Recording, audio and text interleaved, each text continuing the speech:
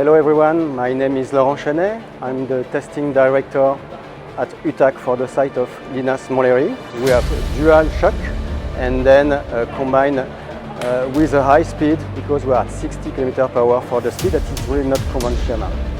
Then if we look to the global overall results, all the items we have checked just after the test are positive. Then we can say that overall this test is really positive. The feeling of myself and globally all the staff for the crash testing here is really impressive. The results in the dummies are really good. Everything is green everywhere at any channel we measured. So we can say that this test is successful. Everything is okay, congratulations.